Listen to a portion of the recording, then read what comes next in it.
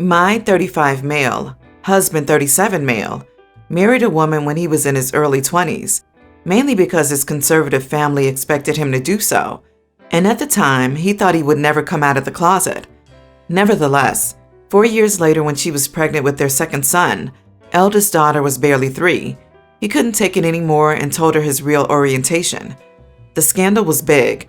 He was shunned from both families and had to escape to a city on the other side of the country. My city, by the way. My husband spent years trying to keep in contact with his ex, trying to be involved with the kids and pay child support. But her hate, which I find understandable, was so big that she didn't want anything to do with him, and she didn't want the kids to even know him. We had been together for some months when he got a letter from a lawyer asking him to surrender his parental rights so that his ex's new husband could adopt the kids. He's not good with confrontation, and by this point he had already accepted that he had lost his kids, so he signed the papers. This was 7 years ago.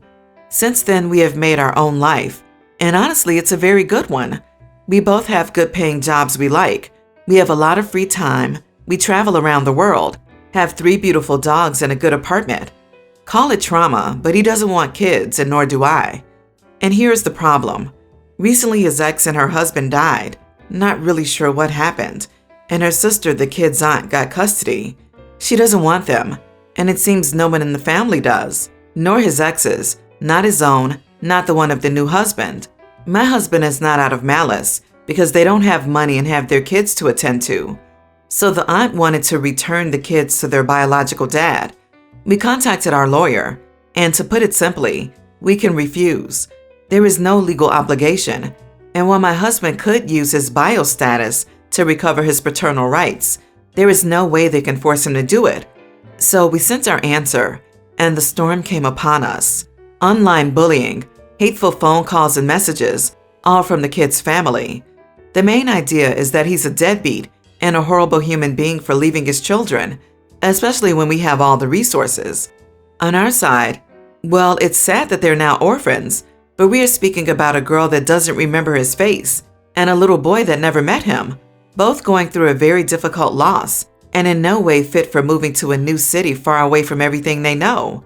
Even if we wanted kids and were willing to change our lifestyle for them entirely, they are the worst option I can imagine. We are both on the same page here, but the constant attacks that we have managed to stop partially have made our minds uneasy. So that is why we came here to ask if we are really the idiots in all of this.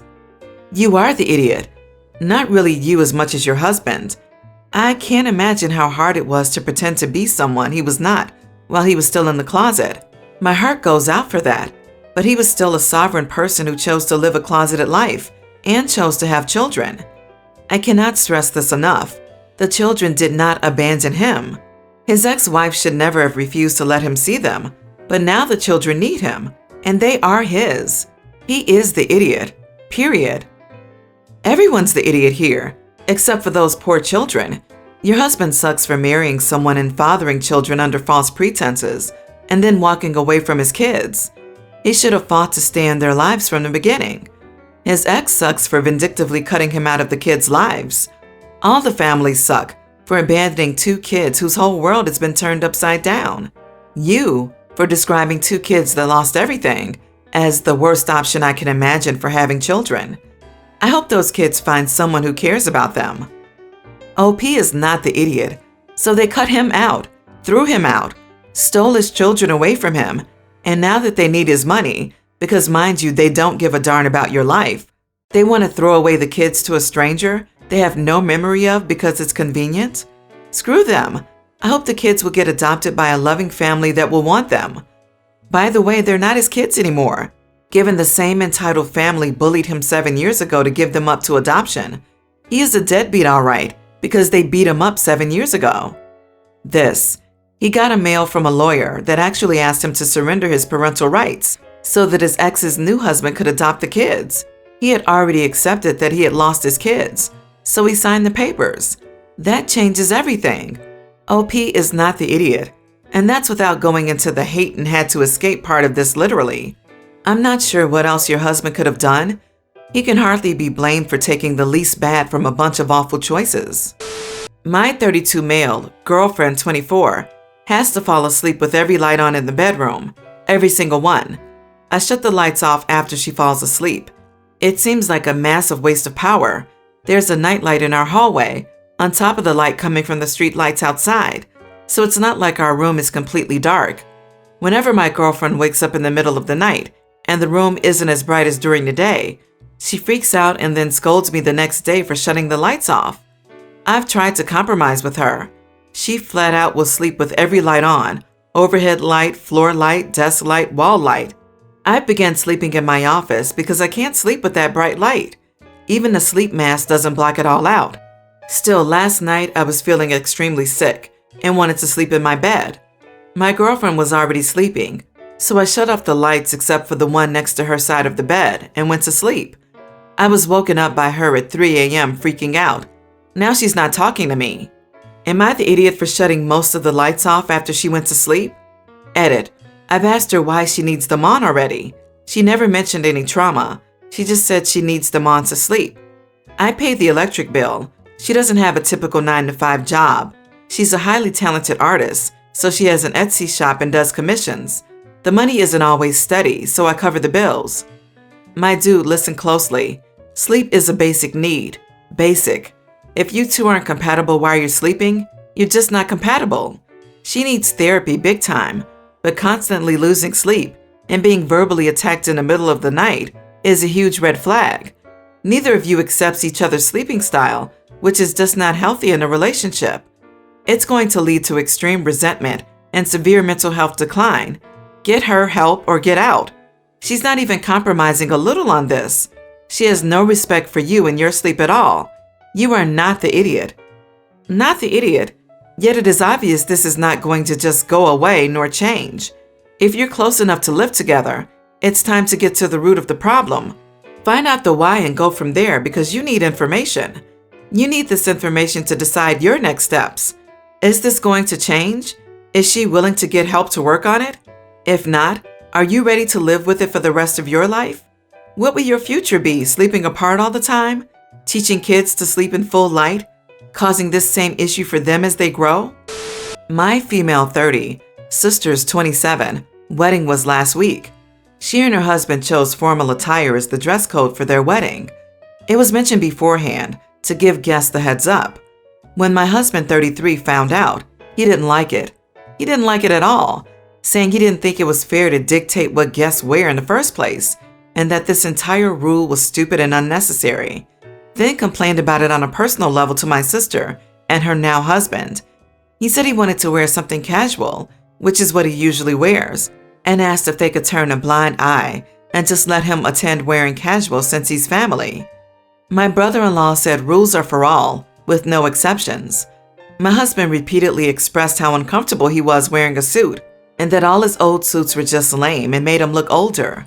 My brother-in-law stated that this was the official dress code and asked my husband to either follow it or not go. After that, my husband came home saying my brother-in-law was power tripping and acting like a typical spoiled white kid who wants everything his way and controls others as they were puppets.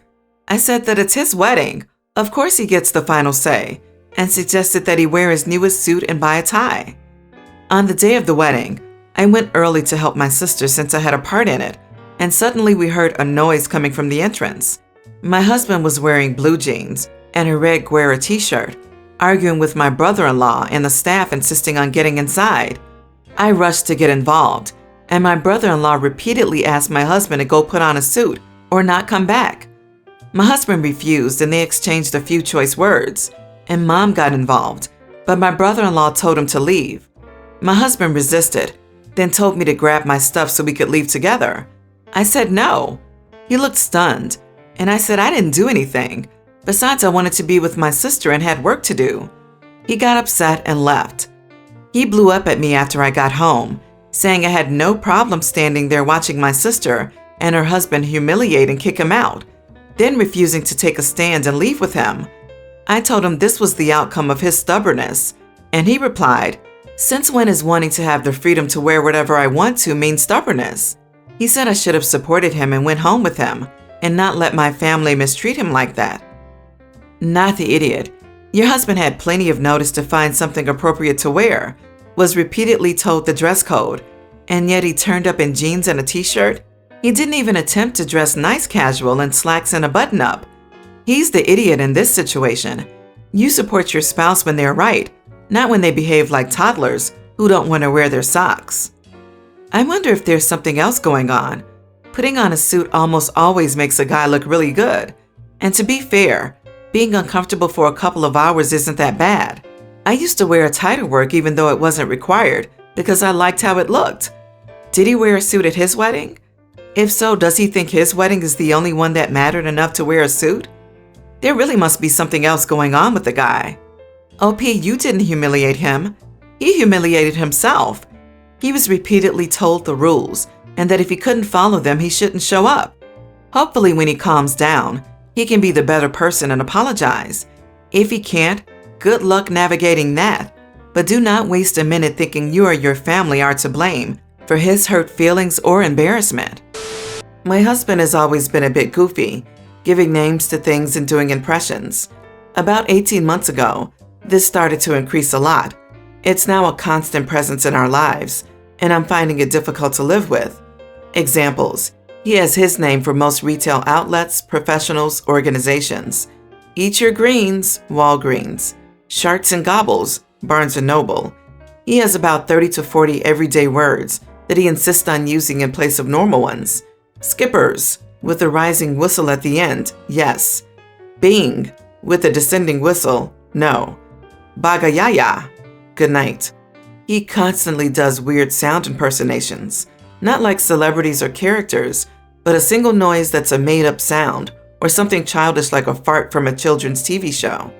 He has made up names for our friends, which he sometimes uses, even under his breath when we're out with them.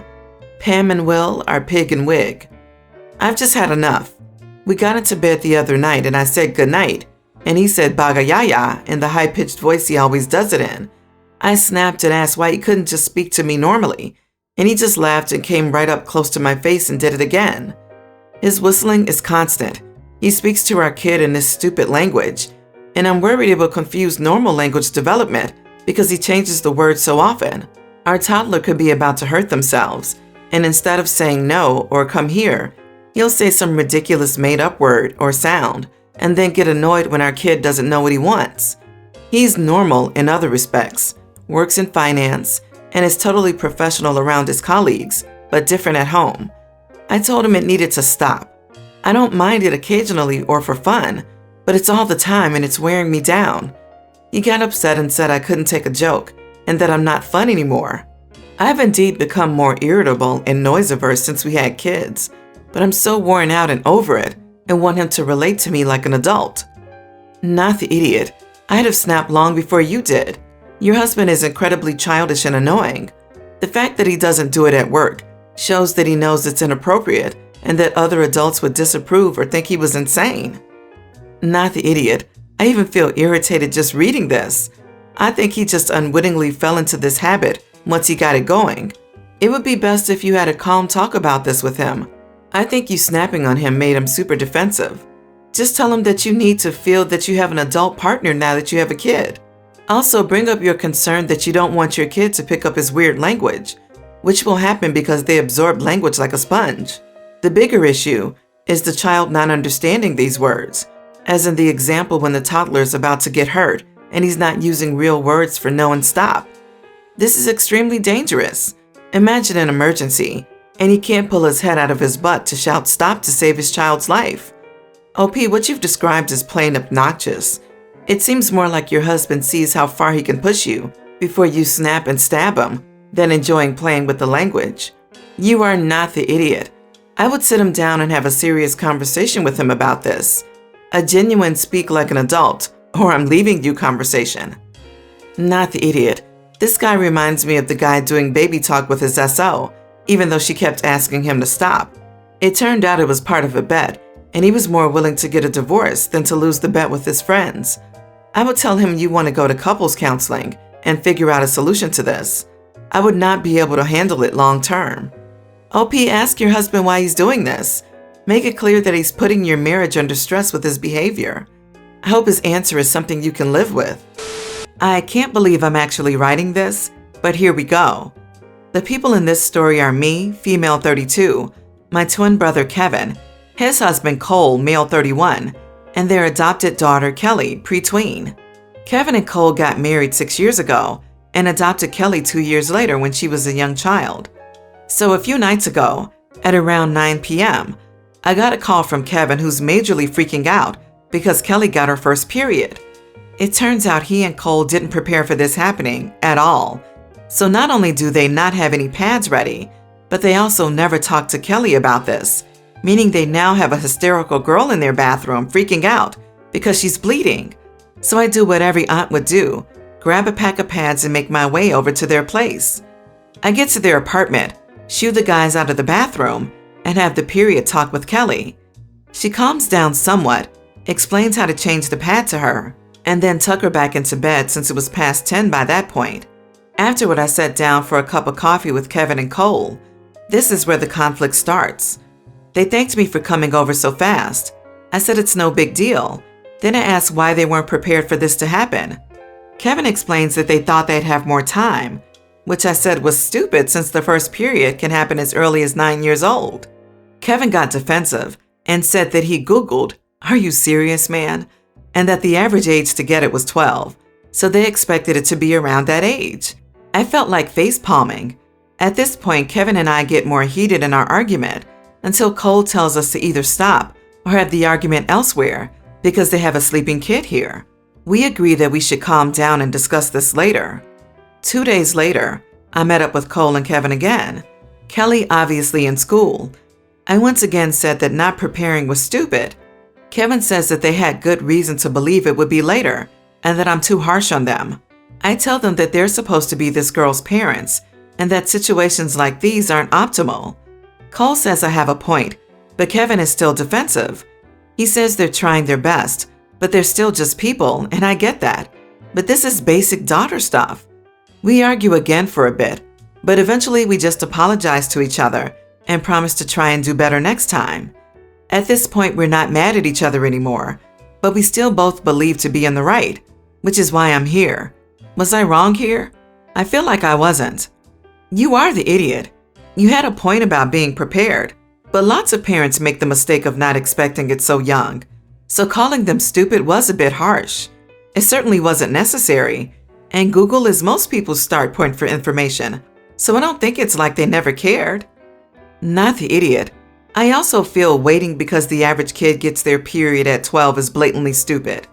Average is average. There will be kids that get it sooner and kids that get it later. Blaming that info for the problem just makes me think they just didn't know how to tackle the conversation and were waiting for the last minute to have it with her, which in my opinion, it was just as stupid, knowing they could have asked you to help. No idiots here. While your brother probably should have been more prepared and should have been more appreciative of your help, it's not really helpful of you to be calling him stupid. He messed up, but hammering home his lack of preparation won't make it any better. Being a parent is hard, and being a parent to an adopted child comes with additional challenges.